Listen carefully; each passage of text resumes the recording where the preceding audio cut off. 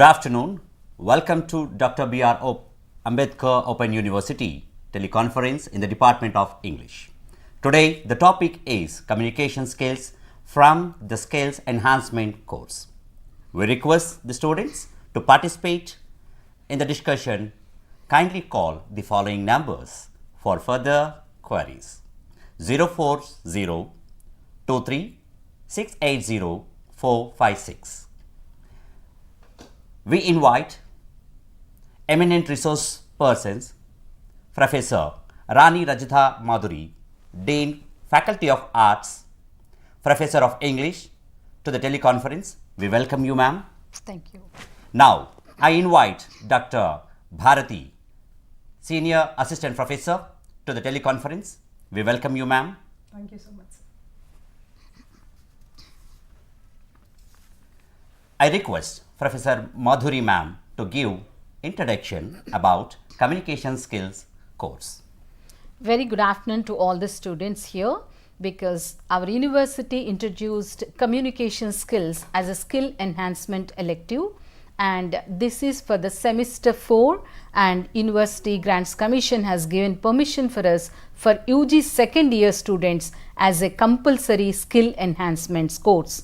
National Education Policy 2020 focuses on skills and at the same time employability skills. One of the skill is communication. So based on that, we have introduced this course at the undergraduate level. Why? Because unless and until student is able to, or the learner is able to understand the concepts, at the same time they should be able to elaborate the concepts in a simple and effective manner. So we gave this introduction of communication skills at the undergraduate level courses.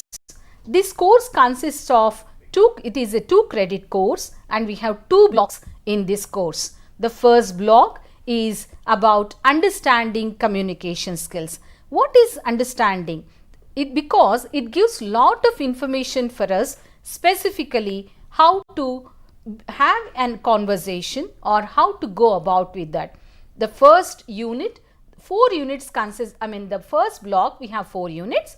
The first unit is introduction, where we are giving the concepts, meanings and types of communication. Coming to the second unit, title, learning about skills for communication. So the question here is, what kind of communications we do, right? So the first is listening. We listen to the language, any language for that matter. It's not only English, but also it can be our mother tongue, right? For example, if we are in the Telugu states, where you are from Andhra Pradesh or Telangana, Telugu is the mother tongue, right? First, the student or the child will listen to the language. So listening is first component of communication.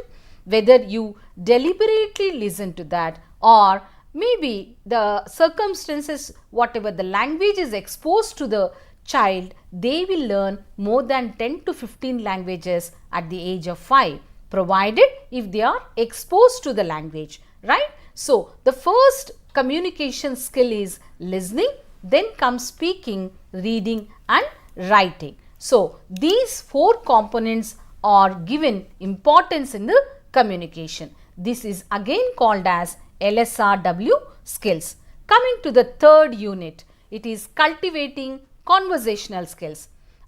Students, I think you understand how conversation begins, right? So what kind of speaking, what kind of effective speaking you are going to have, and what kind of debates you are going to have, or like these discussions that we have in our day-to-day life. Maybe you are talking to your mother, your father or your friend. The conversation is a very, very informal conversation. But for example, what we are doing is a formal conversation. So how to do the conversations specifically in a language that is going to provide a job. So that is the unit 3rd, deals with all this kind of conversational skills.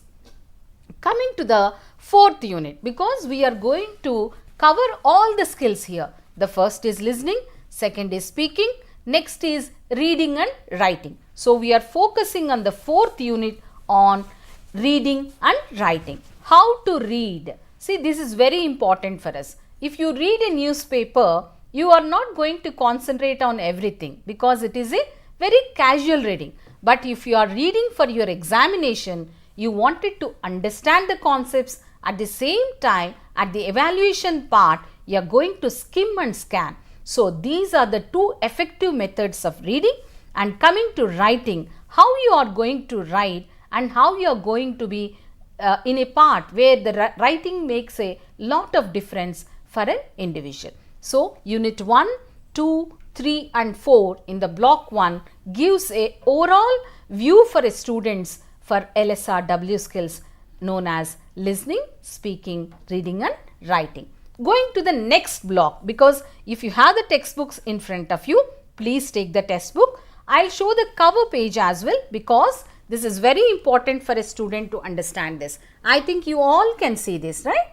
This is the communication skills which is from semester 4 and second year course which is compulsory for skill enhancement, right?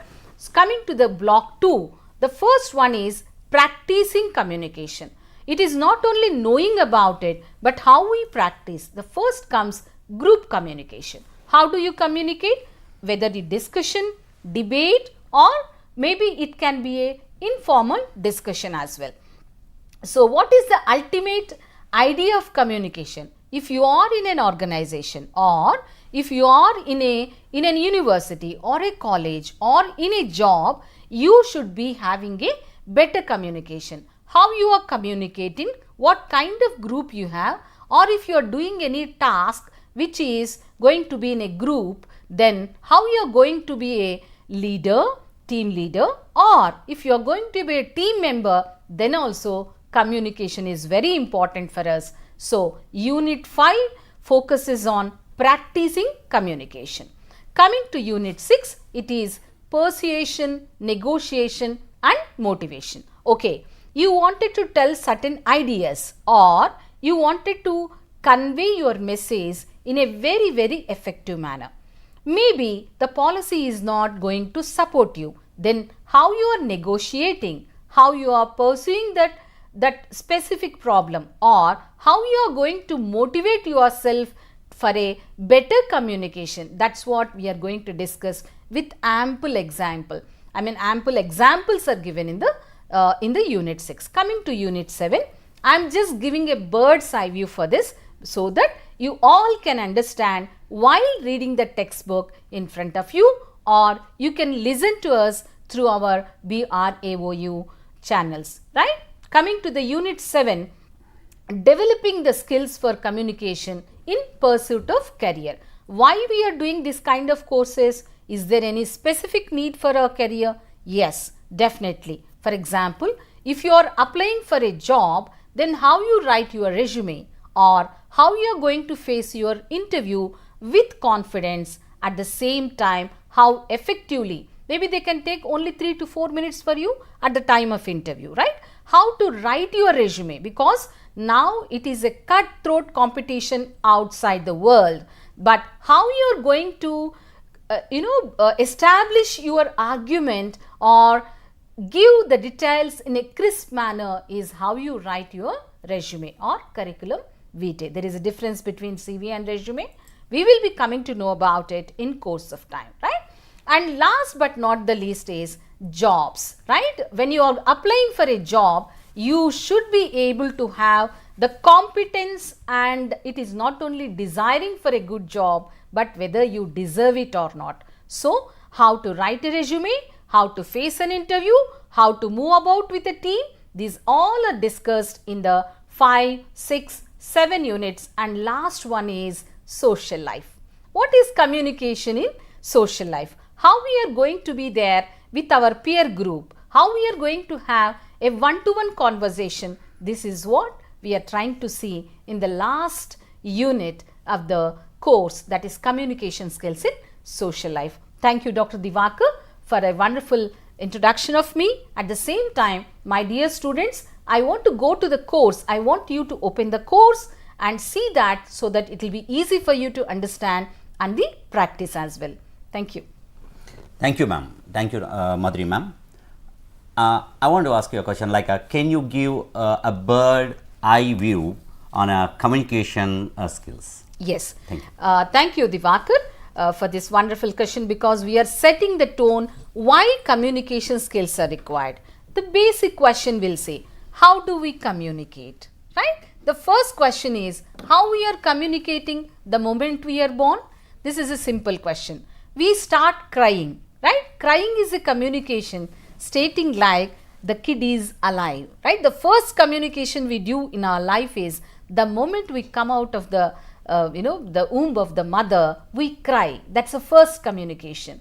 Second is we start moving our hands, legs, and we start crying. These are all laughing as well. That is also a communication. So the communication may happen in two ways. The first is verbal communication, another is non-verbal communication. Verbal communication happens with the language, whereas non-verbal communication, for example, I am watching you, the eyesight, that means I am having an eye contact with you, I am nodding my head, whether to agree or not to agree. So these are certain areas, or whether I am having a good posture. These are all part of verbal and non-verbal. Coming to this unit specifically, we are focusing on reflecting, clarifying and summarizing. It is not at personal level that we are trying to see, but how to communicate in a professional level. So this is what we do in our communication skills introduction. We are trying to see from verbal, non-verbal and all other communication skills are required, right? Yeah, thank you. Thank you, ma'am. Bharati ma'am, can you expand what is a communication skills? Communication skill refers to having conversation between two different people. So a person who tries to transfer the ideas or share the ideas or the knowledge, he or she chooses to talk to another person, or for that matter communication also can happen between one person to a group of people, or one person to masses of people. So it can happen in any possible way. Communication is all about sharing the ideas, informing something to others, or learning some information from others, gaining knowledge from others, etc. So this is communication. Thank you, ma'am. Very great explanation. And I request Madhuri ma'am to elaborate what are the basics of our communication skills. Yeah, communication is simply an act of transferring information one place to the other. While communicating, we use our voice, right? It's not only for the humans, but also animals do that. How they are going to, if they want to be very cordial with us, the dog is not going to bark ferociously, right? If it is very friendly dog, or if it is very friendly dog, you can see very clearly how it negotiates with us or with humans, right? Coming to the other skills of communication, previous slide, yeah. The ability to speak and how you listen effectively is also part of it, right? Working well in groups and many other skills are also coming as a part of it.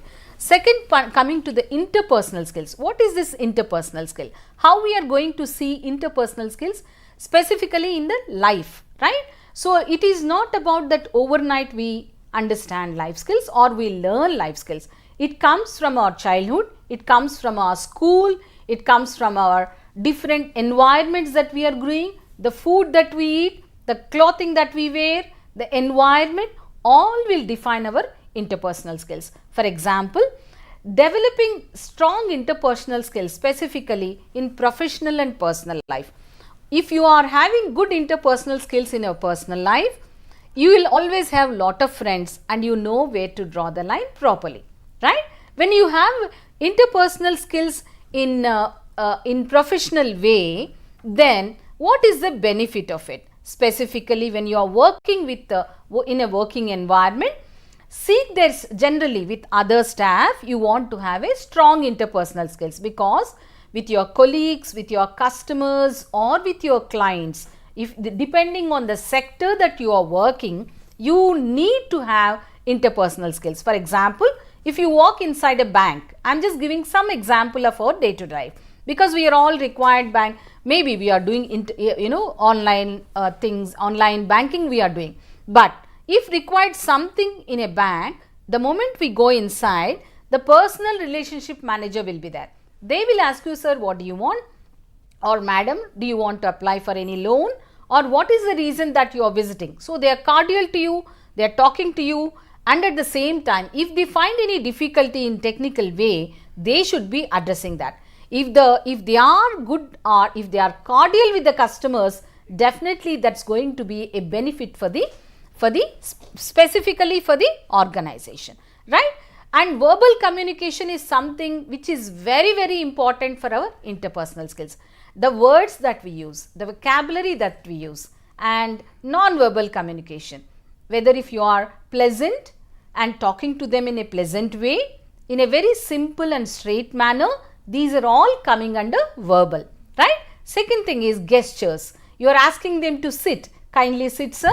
What is that I can do for you? See, verbally and non-verbally, both you are doing that. That is very important when it comes to the, whether it can be in the university, because we are in the university, and specifically I am very proud to say the Open University serves all the people. We are always open to that. This can be an organization coming to, maybe it can be in any sector, whether it can be in a government sector, or it can be in a bank, or it can be in any part of workplace. We need lot of interpersonal skills. Coming to negotiation. See, every organization will have some problem. How to negotiate with that problem? If the problem is not solving, then whom to sort out? How to see the root cause of it? That's what we call to have a negotiation. See, all problems are the root cause for any conflict in the organization, right? So, negotiation, problem solving, assertiveness. There is no need to argue, but there is a need for a negotiation. There is always important for have a conversation or a discussion point of view where you can put your point, agree to disagree. That's what interpersonal speaks focuses on. Coming to one more example, I'll tell you. Maybe the institution is very hostile, or the negotiations are not happening the way you expected. Then how you are going to rise up to the level and solve the problem? That is also one very important skill for institution, as well as if you are in a team, it is a teamwork that we can go about for the negotiation and come for the dialogue. Dialogue is needed. For example, I am just taking, because right now we are in the, we have a conflict with our neighbors, Pakistan and India. We are having a negotiation. This word is very important for us. Of course, we have the problem, but how we are negotiating with the leaders, with the political level, economic level, and at the same time socio-cultural level. So, negotiating with a team, starting with an individual, going for the organization, or at the national level, problem solving needs discussion, ideas, exchange of an idea, and negotiation. This is what we call interpersonal skills. Thank you, ma'am. Thank you, Madhuri, ma'am. Bharati, ma'am, could you explain essentially that what is opening course? When we start any particular conversation, usually that should be meaningful and it should add value to the group discussion. Yes. It might be group discussion, or it might be a debate, or it might be some regular role play or some normal conversation. It needs to add value, and also it should escalate to the next point and make us fall into the flow of the discussion, and also it should lead to a proper conclusion. So, opening course always gives a direction as to how to move ahead with the conversation. So, that is what we name as open course. Thank you, ma'am. Thank you for that. Madhuri, ma'am, can we get more details what is like verbal communication? Okay. Yeah, that's what we are trying to see from the first, like, because verbal communication includes lot of things relating to LSRW, listening, speaking, reading and writing, because unless we listen to the other person, we may not be able to do the same kind of reciprocation may not be there. So, the clarity of speech is important, and at the same time, if you are not listening properly or you are missing something in that, then comes the communication gap, right? Verbal communication needs lot of listening. Unless we listen, we may not be able to speak, or we may not be able to answer. Next comes reading and writing in communication, right? What exactly reading and writing? When it comes to reading, what kind of reading you do?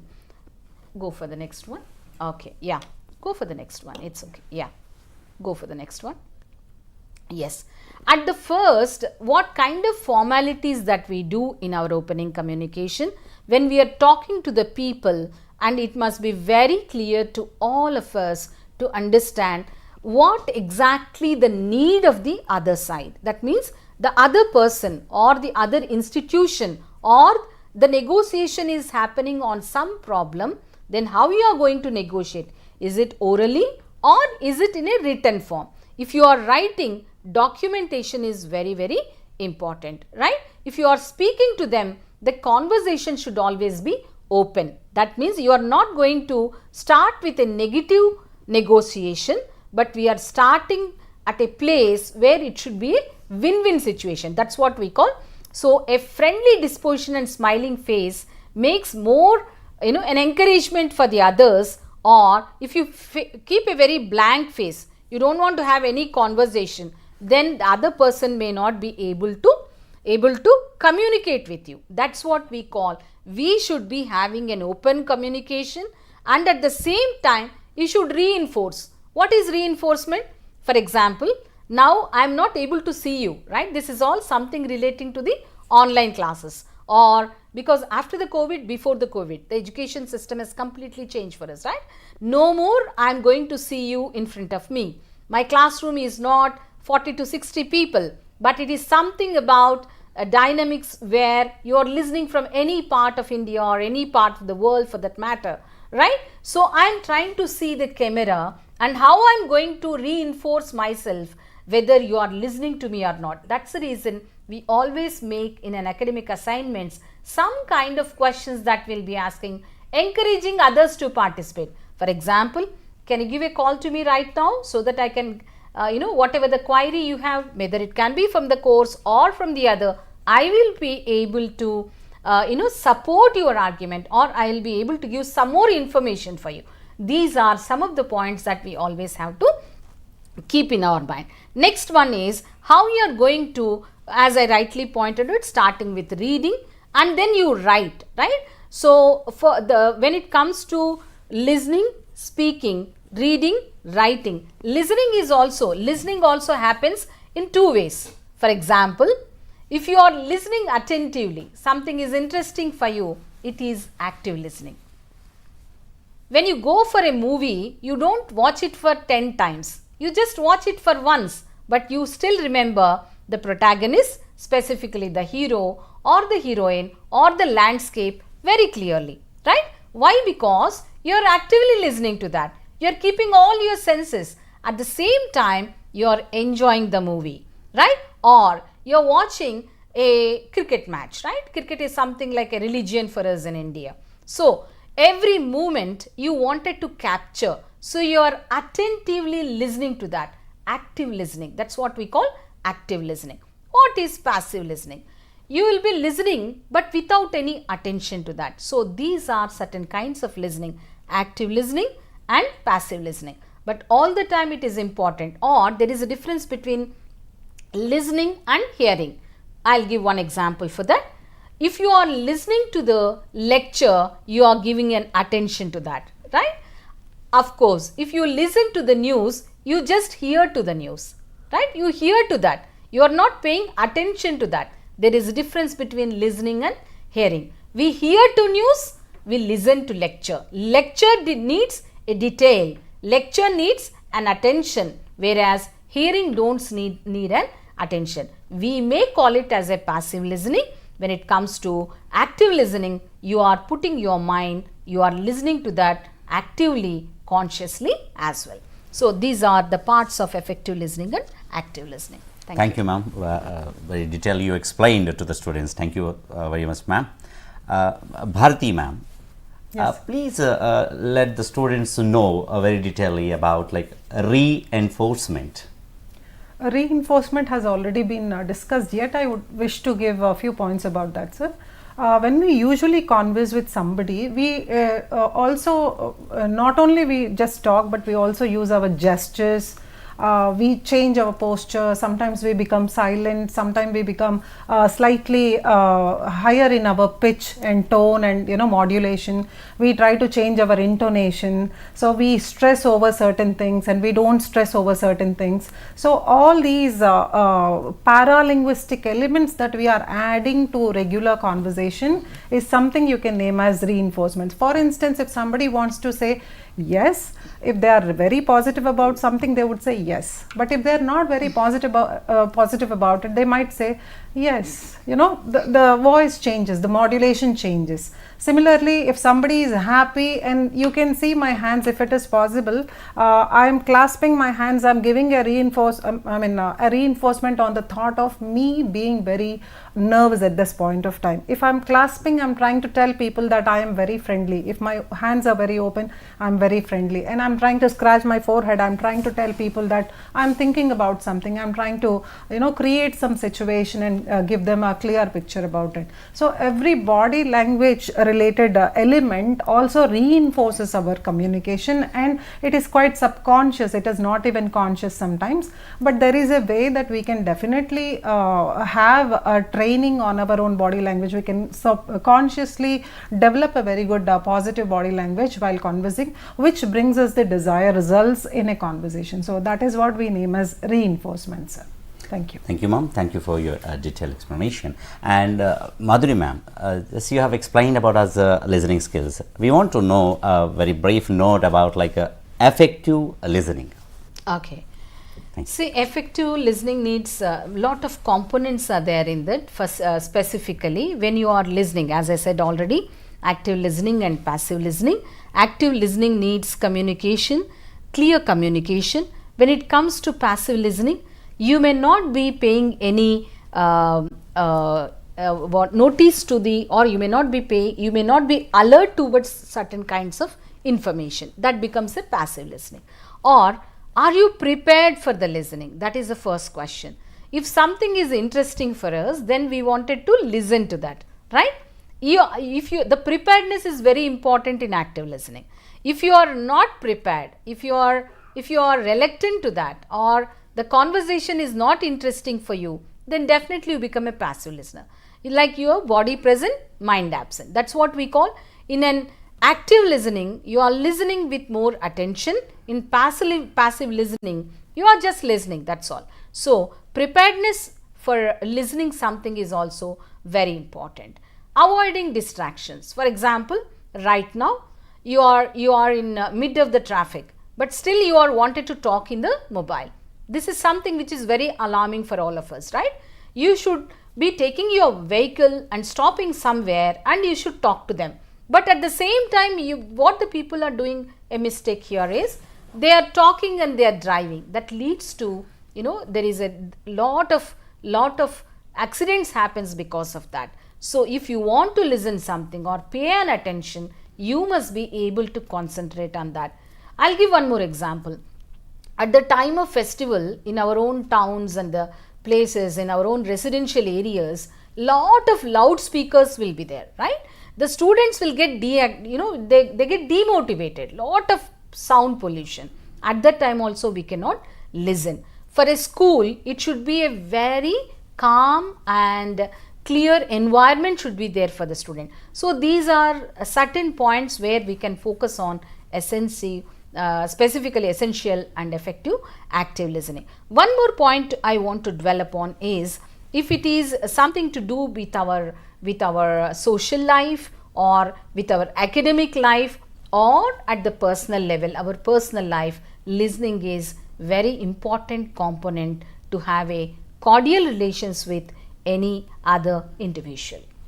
Thank you, ma'am. Thank you for that one.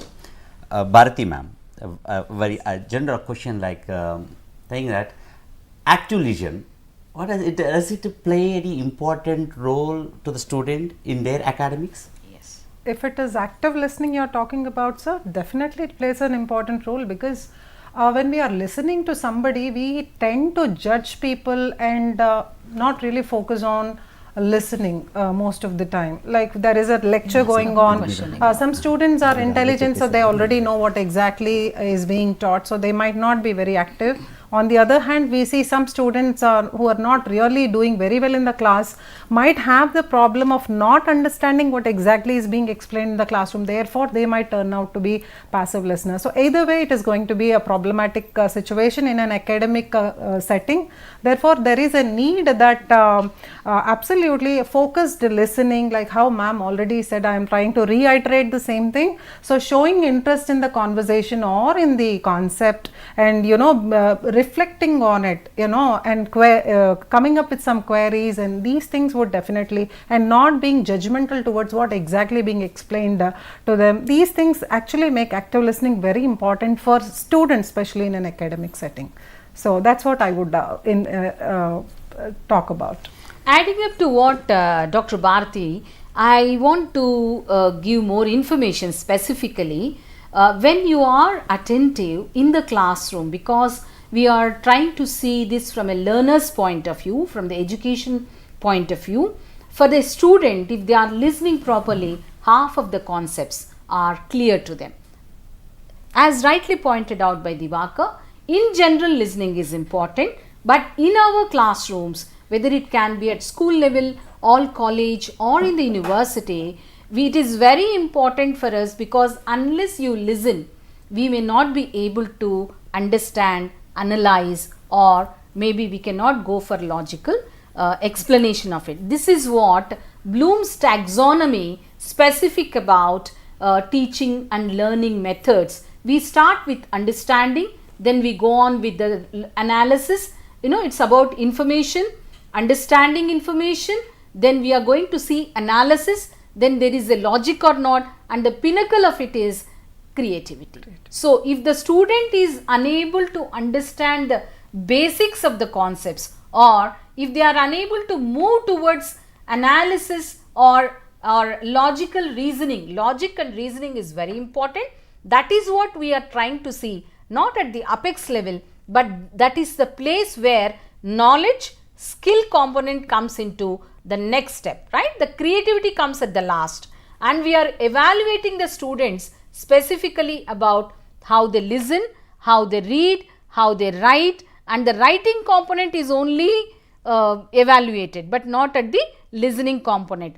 That is the reason at the time of interview, they will be having a one-to-one conversation or group discussion will be there. There they will be observing whether the student or the learner or the person who has come to the interview, is he or she is capable to cope up with the stress, or they are able to deliver the content, or they can be part of the team, right? Okay, I am going to give one more information regarding the questioning. Is it question important? If so, how? What kind of questions we should ask to obtain an information? If you are asking a question, it is something not like questioning is very important for knowledge, right? National Education Policy 2020 specifically focusing on academic leadership, and if at any point of time, if a student is going to come from a rural area, do remember we are trying to see this concept, because we have so many engineering students who are coming into the job sector, but they are failing, or they may not, maybe the fail is not a right word, but they are not successful in the job criteria. What is the reason for that? The first is they have lot of questions, but they may not be able to answer properly, or their communication skills, that means how to negotiate, how to write word, using the right word, vocabulary and questioning capacity may not be there, not because they don't have intelligence, but the language, lacuna in the language. That's maybe one of the reasons. Yeah. This adding a point to the Madhuri ma'am. Ma'am, can you explain like a closed question and open question? What does it mean actually? Yes. This is very important at the academic level, because for example, open questions. These questions are closed questions. Both are different. They are going to concentrate at different level. Open questions are broad and there is a scope for response from any. For example, if I say what was there in the, how is the traffic today, because lot of traffic jams are happening in Hyderabad. Right now I am in Hyderabad, one very important city in India, right, because of monsoons or maybe because of a lot of rain around. So the traffic has got difficulties in the traffic. So it can be open question. Like we can ask anyone, you are just traveling, how is the traffic today? It's an open question, right? Or how do you feel, what's happening around you? Or you can say like, some questions which are longer to answer, like that means there can be a conversation movement will be there in the open question, but in the closed question we don't see that. For example, I may ask you a question what's your name? There cannot be 10 names. Like someone is asking me, what's your name? I may tell, I am Madhuri, I am working so and so, right? Or you are asking, where are you going? I may say, I am going here so and so place. Or the questions which are not having a next question. For example, one more question, very narrow kind of answers, or it can be a close answer as well. There is no 1, 2, 3, 4 point conversations can happen on that. In a lighter vein, we always say in English departments generally, what is the question that you ask the next person is, how is the weather today? Right? The conversation starts with, how is the weather today? It's a common question. Or you had your breakfast or had your lunch, because it's a lunch time. So we say, had your lunch? It's a common question. It's not very specific. Yeah, you may say, yes, I had my lunch, or you may say, no, yet to have, right? So these are closed questions. There is no extension for that.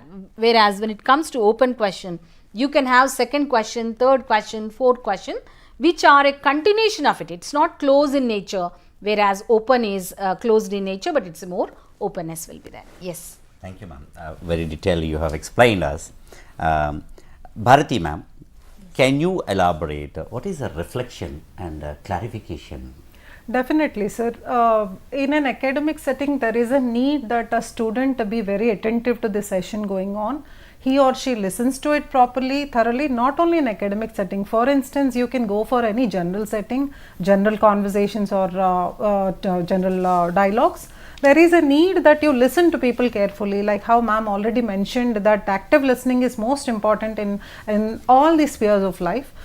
We see that if a person is not really clear about what has been told to him or her, naturally they will not be able to reflect on what has been explained to them. For instance, suddenly somebody comes up with a question about what they have discussed and there is no proper listening happen, naturally they cannot reflect on it, because they don't know what exactly has been taught or talked about.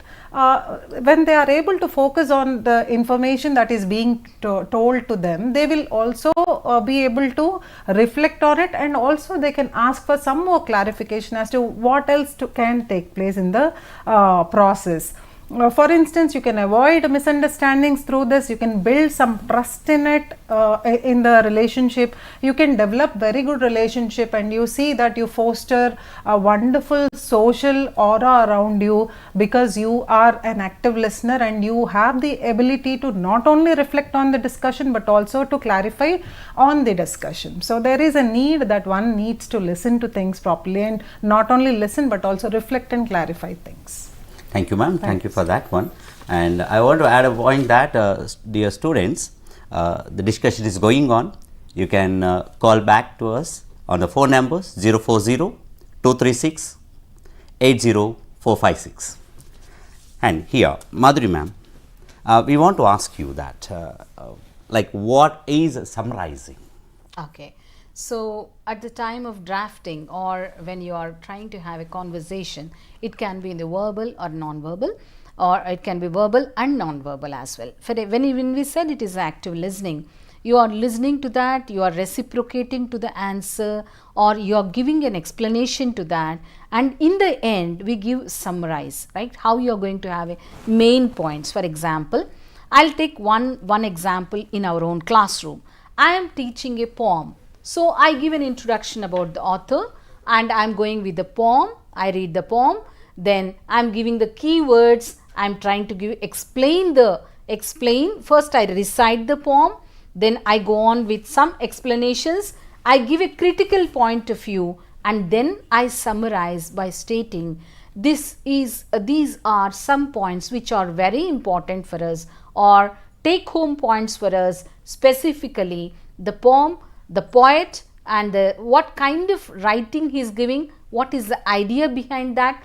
Is it a romantic poetry or is it metaphysical poetry? Every poem has got a meaning for that and every poem gives a message to that. So, introduction of the author, introduction of the historical perspective, because 16th century writers are different from 17th century, or very modern post-colonial writers are different from the the previous writers. So, what kind of geographical situations, what is a historical perspective, I give lot of information to them and finally I summarize by giving the purpose of reflecting is summary. Please do remember, we are doing it not just as an academic exercise, but we are trying to understand the philosophy of life by that lesson. That's what happened in our classrooms. What is this classroom dynamic, you may ask me. Ma'am, they are listening to us. When the classroom becomes dynamic, this is the first thing that we should be able to. When the teacher or the person, the facilitator is engaging the listener in the classroom, then the classroom becomes dynamic. So, we give some information or we give the concepts to them and then they go about understanding that, reflecting on what it is there, and as rightly pointed out by Dr. Bharati, we always come back to the last point where we say what is that you are trying to get, or what kind of knowledge you gain and what do you think about the half an hour listening that you are doing. Then the student will be coming up with their own understanding and they give a small kind of information to us that gives a very clear picture of the summarizing, or what kind of summarizing that we are doing with the classroom as well as with the topic. Thank you, ma'am. Thank you, Madhuri, ma'am. Bharati, ma'am. Yes, sir. Can you please clarify a note of effective speaking? Effective speaking, when I have to really talk about, sir, for instance, somebody is having a very bad mood and he or she is trying to talk to others, and others do not understand exactly why this person is unable to convey the message properly. So, we realize that the barrier of psychologically being not very active is playing a role there. So, the person did not effectively be able to speak and the other person did not really get the information properly. So, what is the end result of any particular communication? It should be a successful data transfer, at the same time the reciprocation. These two things are missing, naturally the communication is not effective enough. And effectively, when a person is able to articulate the idea in an organized manner and make other person understand it and respond to what exactly has been spoken, that is called a desired result. When the result doesn't come, that means when the communication is not happening in a proper way, naturally the communication is not successful. Effective speaking provides this, it facilitates that a person be able to get the desired result in a conversation. That is what we name as effective speaking, sir. And where a lot of other things also come into picture, voice plays a vital role, and also we see how exactly the technique of using right modulation in right intonation is actually bringing the desired results, and how a person's body language along with the tone aligns not only just the words and creates a great social aura that the person is able to convey the message in a very confident manner, also gives us the traces and idea of how effective communication can take place. Thank you, ma'am. Thank you for that. And Madhuri, ma'am, can we get a more details on vocal production? Okay. So, when it comes to speaking, listening, speaking. That is the second component that we speak of. We think about it when it comes to the communication: listening, speaking, reading and writing. So listening, we said active listening and passive listening. Lot of listening happens to us in the world, in our at our own residences, outside the place, society, and specifically we get lot of information in the schools, college, in our academic life, right? Then comes the speaking. That's what you are trying to give us, as rightly said by the Dr. Bharati. Effective listening and effective speaking is also very important. The voice, how the modulation of voice, is there clarity in your speech, and are you clear in your intonations? What kind of accent? For example, someone from Kerala is trying to speak with me, or someone from Bengal, they are trying to speak English. Their English, or maybe in our own mother tongue I can call, some person from Srikakulam district who is from an agency area, their Telugu is completely different from Adilabad, right? Both are Telugu speakers. Whether when the Srikakulam person or the individual or the people from Srikakulam area, they are using Telugu language, but their accent is different, right? So accent makes a difference, but meaning is not changing. Words change, vocabulary change, but usage is not changing, right? So the accent is very important. If you want to give a very cordial environment, you talk to them in a pleasant way and a simple manner. The accent is very important. When you are angry, your voice will be at a high pitch. Do you observe that? When you are pleasant, you speak with a lot of gap. Like you are very calm, composed, and you talk to them, right? You are talking to them. You are taking a pause. Accent makes a difference, and may not be, sometimes we will not be able to understand the other's accent. At that time, we need the help of we should be very attentive to listen that. The second thing is how you are going to maybe the accent, clarity, and at the same time you must be speaking in a holistic way where it can be useful to the student, specifically in the academic environment or in the classroom. If you are speaking to the other individual in any environment in the social life, it must be more effective. Effective speaking is also very important. There is no need to have a long conversations. It must be, it should be very simple, crisp and to the point. For example, I'll take one example here. For any advertisement, it is only 30 seconds. How many words are covered? Right? You just think about it. Again, we are all trying to understand. I mean, we just, it's only a point of 24 seconds or half a second, maximum 1 minute. They are showing the images, they are giving the content, and they are advertising like what is my product. Right? They are speaking with a purpose. Advertisement is not for 1 hour. Advertisement is not for half an hour, or it is not for even 10 minutes. It is only for half a minute. That is very important. How the clarity is there, how the image is also going to be added advantage when it comes to visual. Audio, visual effects will be there in that. That's the reason we say it is very important for us to slow down. While you are speaking to the others, you must be slow so that other person can understand what you are speaking. Keep up your head. While you are speaking to the others, it is very important to have a non-verbal. That means your gesture should be very clear. You are listening to them.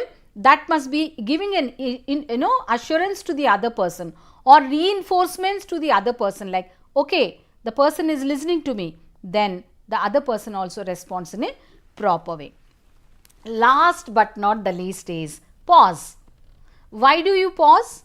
Because pause is important for us.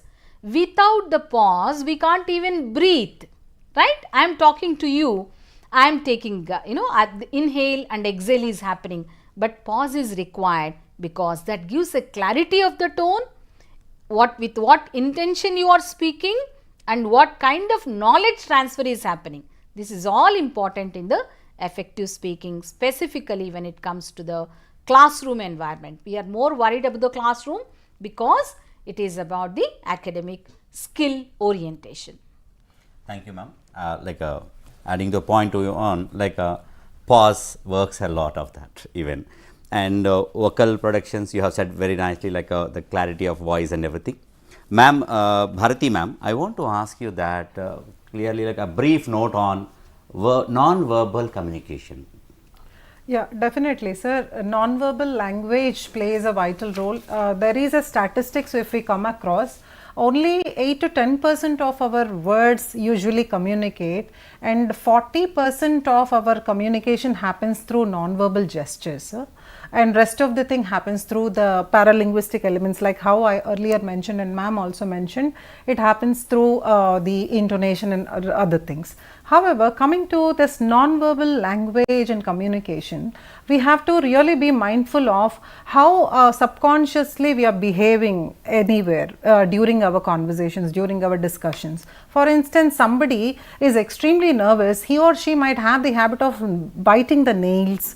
You know, they have some money change in the pocket, or they have some I can say these keys they have in their pockets, so they start clinging them subconsciously. Sometimes they might shaking their legs, you know, nodding, swinging, swaying. So all these are called as nervous mannerisms. Somebody might have their hand in their hair, and you know, they try to twist their own hair, and not realizing all these things. People do a lot of communication, do participate in a lot of communication through their non-verbal gestures. In an interview, for instance, if somebody is behaving in this way, not realizing that their body is talking more to the HR, the human resource person who is interviewing the person, the interviewee might not realize that he or she is already communicating with the HR because due to their own body language. So this non-verbal language plays a vital role in any sort of communication. So there is a need that we train ourselves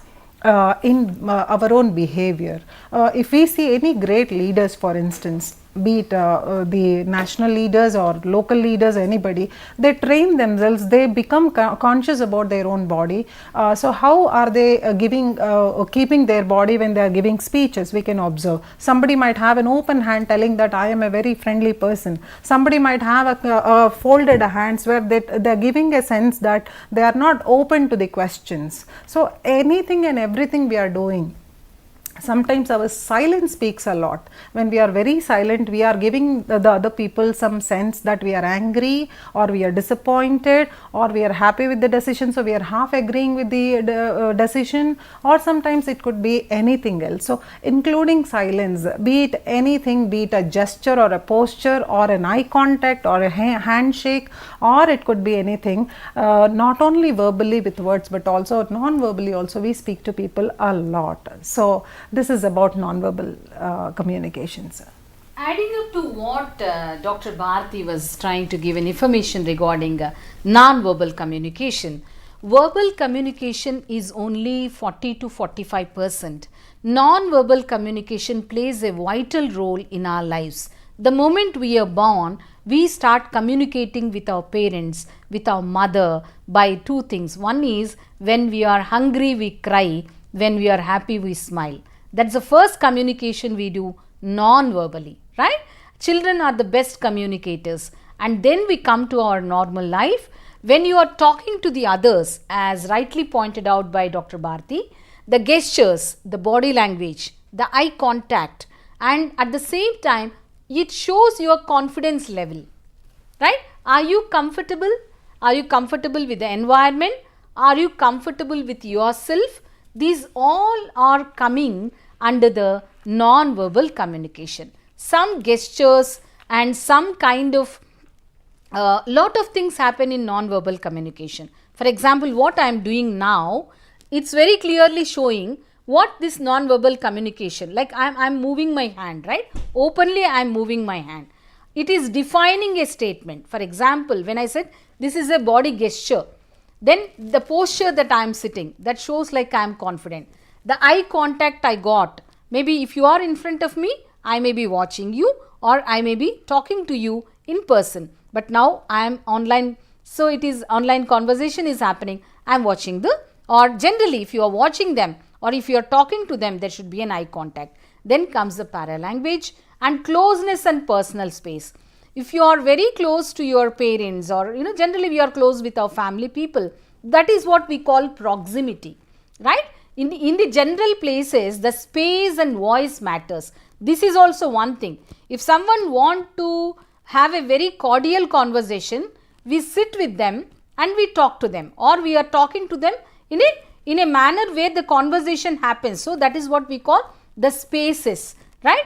If you are not happy with them, or you are not in a positive mood to talk to them, or you are having a heated argument, then you start shouting with a different kind of notion, right? Then comes to the I think the last one. Yes. So what kind of facial expressions you have? Starting with body movement, postures, eye contact, closeness or the openness or the spaces, and the facial expression. But last but not the least is psychological changes. How you are changing yourself? You are very happy, your face will be, it is reflecting in your body. You are very not comfortable, or as rightly pointed out by Bharati, the silence. Why the silence is there? So these are certain areas where non-verbal communication happens in our day-to-day life more than, when it comes to 100%, maybe 50 to 60% is non-verbal, 40 to 50% is verbal. And I really feel good about this session, because this is not exclusively for the academia, but also for our personal and professional life. We cannot see our communication skills in a compartmental way, like it is only for our professional life or for the personal life. It is something which is mutual. We always do that in our life, in our classrooms, in our workplaces, in the environment, in the ground, as well as in different parts of our life. I think last few minutes, if students want to have any query, they can definitely give call to us. If otherwise, we are going ahead with our program. Yeah. Thank you, ma'am. Thank you for explaining us. Here, students, you can call back. You have more 2 minutes to follow that. And once again, I repeat the number 040-236-80456. Yeah. Thank you, Divakar, for this wonderful information that you gave to the learners and the students here. I'm just giving the gist of what happened for us from the last 1 hour. We started with the 4th semester course, Communication Skills, Skill Enhancement elective course, where we started with communication, why communication is important, what is the importance of listening, speaking, reading and writing. This comes under the verbal communication. Documentation happens with this only, and coming to the other side of the communication is non-verbal communication. We gave a holistic approach of communication in both the forms. One is verbal, another is non-verbal. Trust you enjoyed this, and it will be a learning experience for all of us. Thank you. We thank you once again to our Rani, Rajitha, Madhuri ma'am and Dr. K. Bharati ma'am. Thank you, ma'am. Thank you. Thank you so much, Divakar, because the conversation went on very well. On behalf of Department of English, Dr. B.R.Ambedkar Open University, we thank the resource persons, Dr. Divakar and Dr. Kalpana Bharati, for this wonderful opportunity in conversation with the students. Namaste.